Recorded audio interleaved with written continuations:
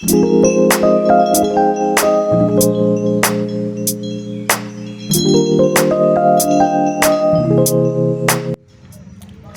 warahmatullahi wabarakatuh. Saya Jessica Amelia Putri dengan NIM 2030205127 dan teman saya Nurul Febrianti 2030205129.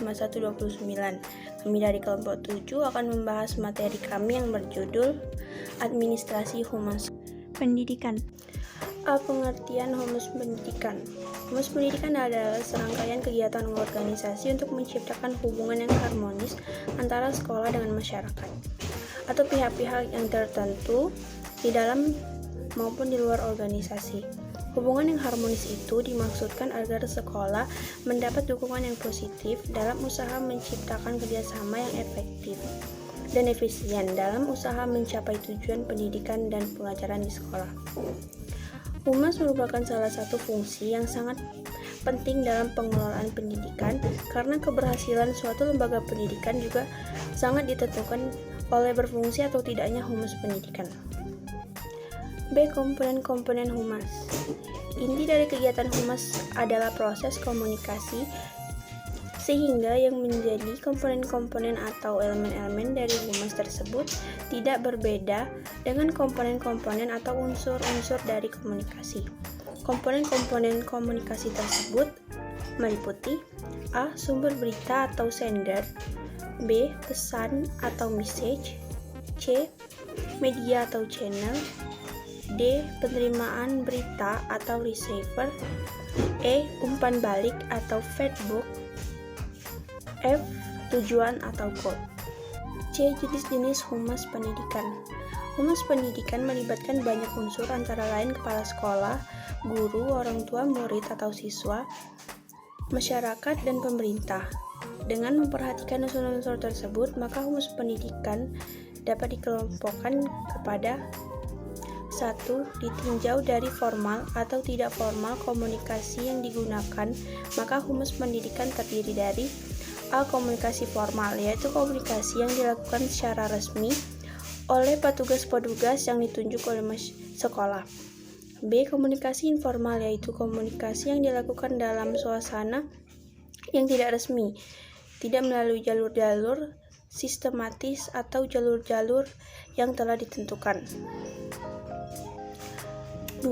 Dilihat dari arah komunikasi, maka humas pendidikan tersebut dapat dikelompokkan sebagai berikut. A. Komunikasi ke atas atau bottom up, yaitu komunikasi yang dilakukan oleh bawahan atau orang yang lebih rendah kepada atasan atau orang yang lebih tinggi kedudukannya.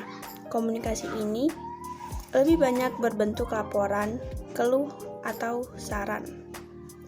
B. Komunikasi ke bawah atau top down, yaitu komunikasi yang dilakukan oleh orang atau badan yang lebih tinggi kedudukannya kepada orang yang lebih rendah atau dari atasan kepada bawahan. Komunikasi dalam bentuk ini lebih banyak dalam bentuk perintah,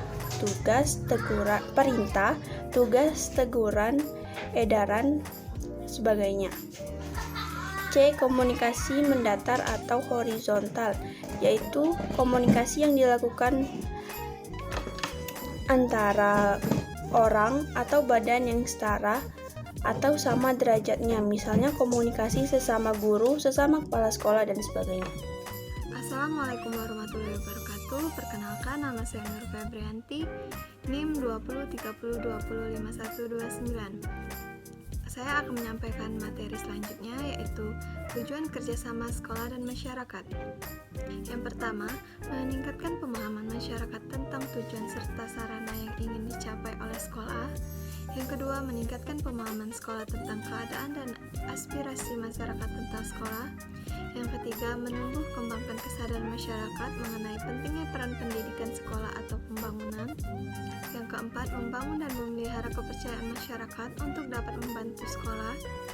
Yang kelima, memberikan informasi masyarakat tentang tanggung jawab sekolah untuk memenuhi harapan masyarakat mengenai hal-hal yang mungkin disumbangkan sekolah terhadap kepentingan masyarakat.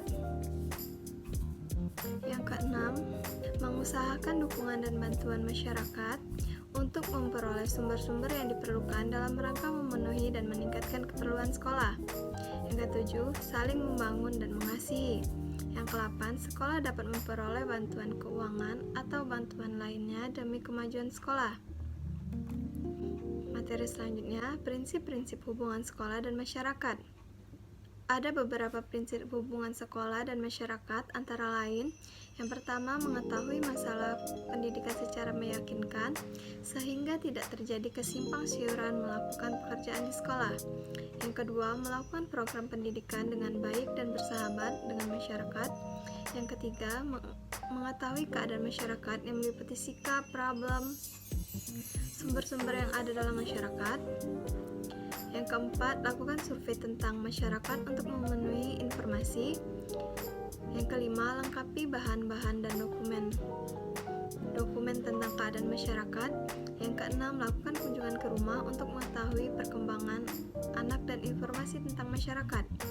Yang ketujuh, layani masyarakat dengan sebaik-baiknya. Yang ke-8, ikut serta dalam kegiatan sekolah dan kegiatan masyarakat. Materi selanjutnya adalah penyelenggaraan humas pendidikan. Penyelenggaraan humas pendidikan dapat dilihat dari dua segi, yaitu dari segi proses dan segi kegiatan. Yang pertama, segi proses. A. Perencanaan program. Dalam perencanaan humas pendidikan perlu dipertimbangkan beberapa hal, antara lain dana yang tersedia, keadaan masyarakat, area jangkauan, serta media dan teknik yang digunakan. Untuk itu dapat dilakukan beberapa kegiatan, antara lain yang pertama, mengembangkan kebijaksanaan. Yang kedua, perlu memahami kegiatan masyarakat. Yang ketiga, menentukan sarana dan jenis kegiatan. Yang keempat, menentukan kriteria. B. Perorganisasi. Perlu disusun hubungan sekolah dan masyarakat secara baik terencana. Hubungan ini dikoordinasi oleh kepala sekolah dan pihak-pihak terkait. C. Pelaksanaan. Dalam pelaksanaan yang perlu diperhatikan adalah koordinasi antara bagian-bagian terkait dalam melakukan kegiatan humas tersebut. Begitu juga dalam penggunaan waktu, perlu adanya sinkronisasi dengan perencanaan yang telah dibuat. D. Evaluasi. Evaluasi dapat dilakukan untuk mengetahui efektivitas dan efisien usaha mencapai tujuan yang telah ditetapkan. Yang kedua, dari segi kegiatan. A. Tatap muka. Teknik tatap muka tersebut dapat berupa tatap muka kelompok, tatap muka individu, kunjungan ke sekolah, dan kunjungan ke rumah murid. B. Laporan kepada orang tua. Laporan sekolah kepada orang tua dapat berupa rapor, yaitu buku kemajuan hasil belajar anak di sekolah. C. Publikasi sekolah. Publikasi sekolah adalah kegiatan memberikan informasi kepada orang tua atau wali dan pihak-pihak yang membutuhkan tentang kegiatan yang telah dan yang akan dilakukan sekolah. Kegiatan ini dimaksud dapat agar sekolah dapat mendapatkan dukungan positif dari orang tua atau murid, serta wali dan dari masyarakat pada umumnya. Baiklah, itu saja materi yang ingin kami sampaikan tentang humas pendidikan. Lebih dan kurangnya kami mohon maaf. Kami akhiri. Wassalamualaikum warahmatullahi wabarakatuh. Terima kasih.